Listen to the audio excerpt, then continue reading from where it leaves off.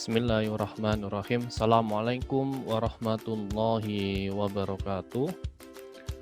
Alhamdulillah anak-anak, kita kembali lagi bersama channel Camp Istray, yang mana pada kesempatan kali ini kita akan belajar bersama mengenai topik reaksi asam basa. Sebelum kita mulai, seperti biasa, mari kita awali pembelajaran kita pada kesempatan kali ini dengan bacaan basmalah bersama. Bismillahirrahmanirrahim.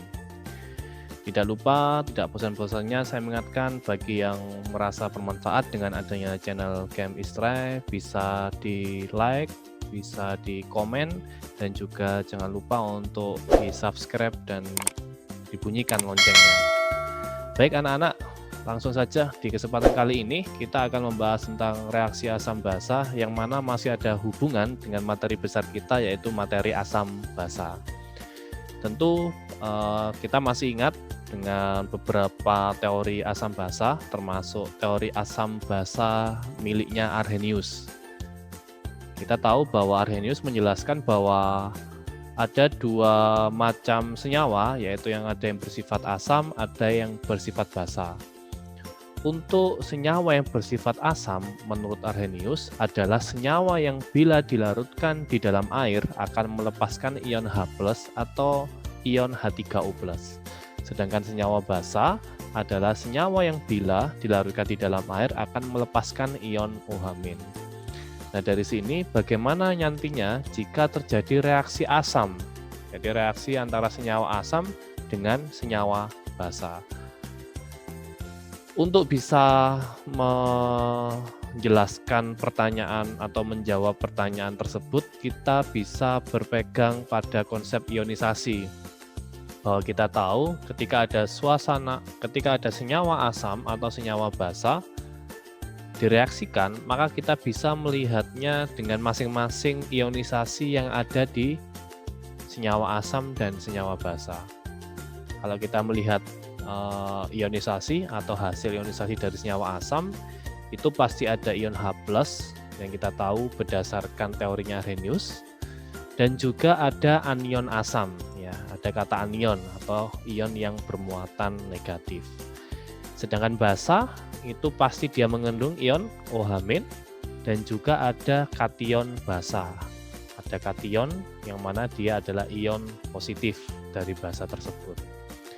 Dari sini nanti ada H+ dan OH- ini nanti akan berinteraksi sehingga membentuk air, sedangkan anion asam dan anion basa akan berinteraksi membentuk garam. Nah, dalam pembentukan air ini maka dikenal dengan istilah reaksi penetralan. Ada juga disebut reaksi penggaraman dengan terbentuknya garam dari anion asam dan kation basa.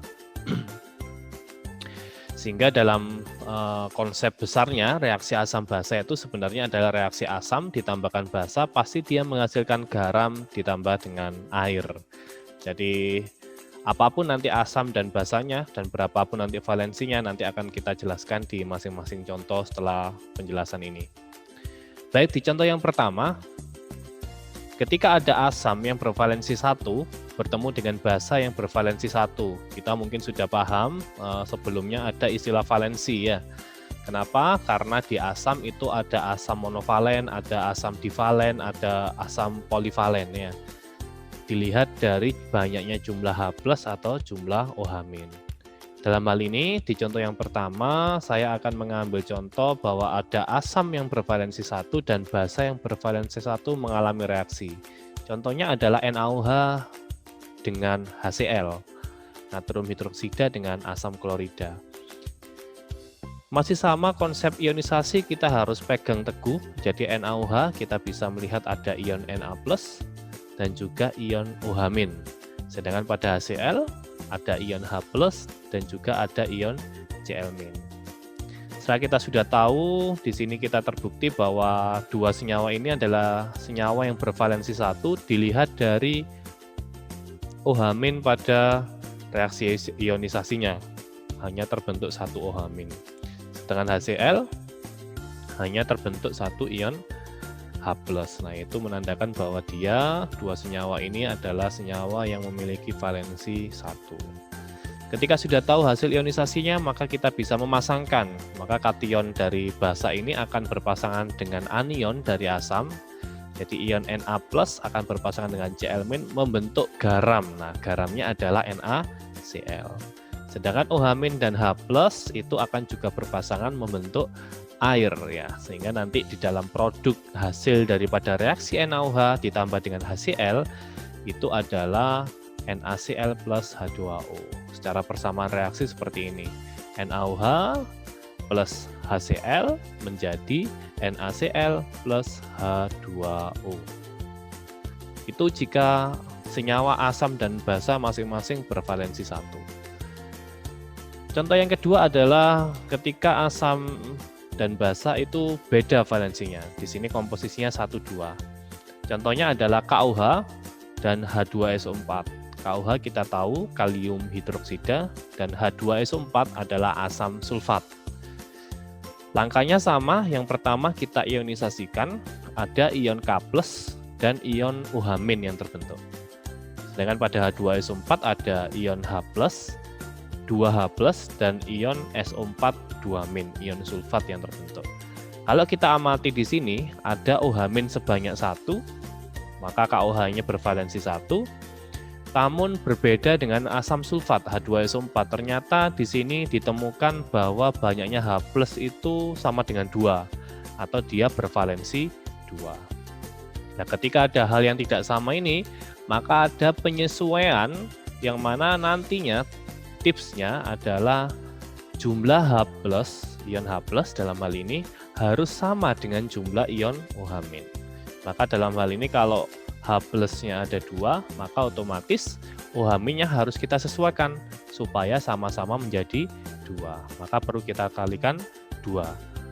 Maka kalau OH- kita kalikan 2, maka tidak bisa jika K+-nya berdiam diri. K+-nya juga akan dikalikan 2. Sehingga akan berefek pada koefisien senyawa asal, yaitu KOH. Karena OH-nya dikalikan 2, K-nya dikalikan 2. Sehingga koefisiennya berubah menjadi 2.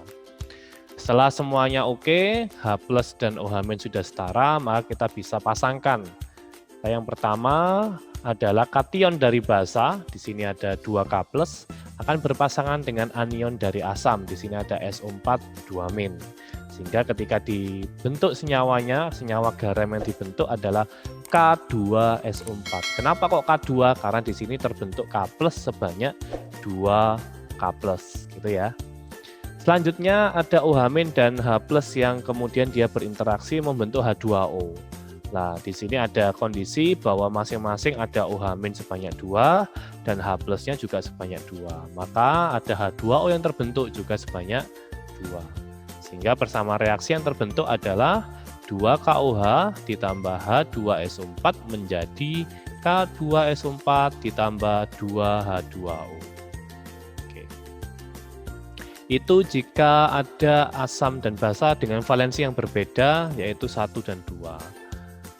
Contoh yang kedua, itu lebih besar lagi, jika valensinya berbeda, misalkan di sini ada 3, ada 1. Contohnya adalah AlOH3, aluminium hidroksida, dan juga HBr, asam bromida. Langkahnya juga sama, kita ionisasikan, maka ada Al3+ dan juga ion 3OH-. Kemudian kalau HBr ada H+ dan juga ion Br-. Langkahnya sama, yaitu bagaimana jumlah H+-nya harus sama dengan jumlah OH-. Nah, kalau kita amati di sini OH-nya sebanyak 3, sedangkan H+-nya itu masih 1. Sehingga langkah selanjutnya adalah kita perlu menyetarakan jumlah H+-nya. Sehingga berubah menjadi 3. Maka kalau H+-nya sebanyak 3, Br-nya juga sebanyak 3, sehingga ada pengaruh pada koefisien senyawa HBr, yaitu diberikan koefisien 3. Ketika sudah seperti ini, baru kita pasangkan antara anion dan kation dari asam dan basanya. Kation Al3+ itu berpasangan dengan anion Br- sebanyak 3, sehingga membentuk senyawa Al Br3 ya, ada 3 di sini menjelaskan bahwa ion Br yang kemudian berinteraksi dengan Al itu sebanyak 3 ion Br-. Selanjutnya Di sini ada 3OH- dan 3H+ berinteraksi sama-sama berjumlah 3, maka nanti yang terbentuk H2O itu sebanyak 3. Sehingga dalam hal ini persamaan reaksi yang dihasilkan adalah AlOH3 ditambah 3HBr menjadi AlBr3, aluminium bromida atau garam yang terbentuk, ditambah dengan 3H2O. Ya.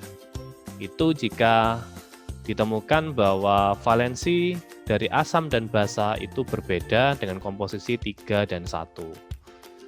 Contoh yang ketiga, itu jika valensinya yang berbeda dengan komposisi 3, 2. Contohnya mungkin saya ambil senyawa yang sama saja, ada AlOH3 ditambah dengan H2SO4.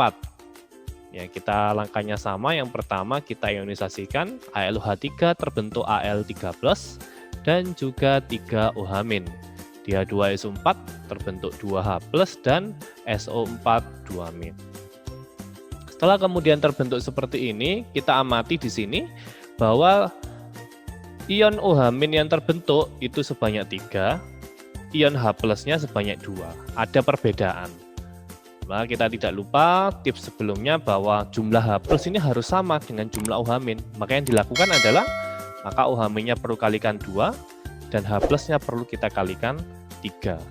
Sehingga nanti akan terbentuk 6 OH- dan 6 H+.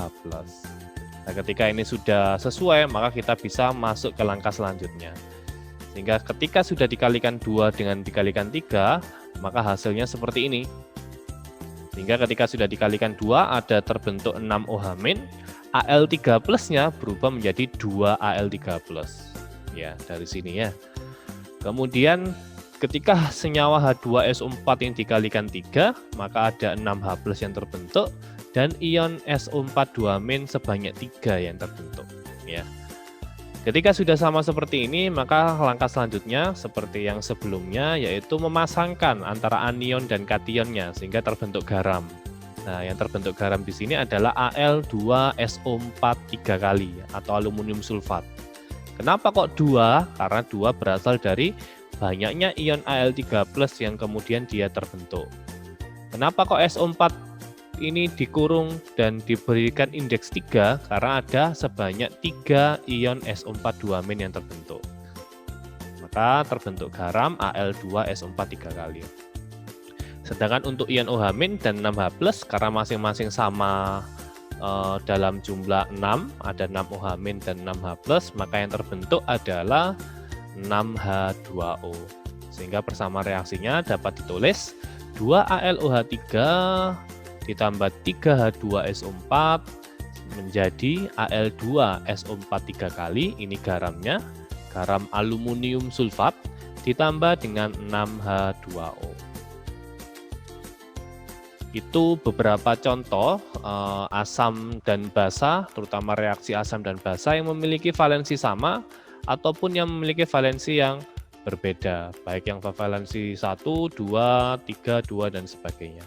Semoga penjelasan kali ini bisa bermanfaat. Kita tutup dengan bacaan hamdalah bersama. Alhamdulillahirabbil alamin. Sampai ketemu di kesempatan selanjutnya. Saya akhiri, assalamualaikum warahmatullahi wabarakatuh.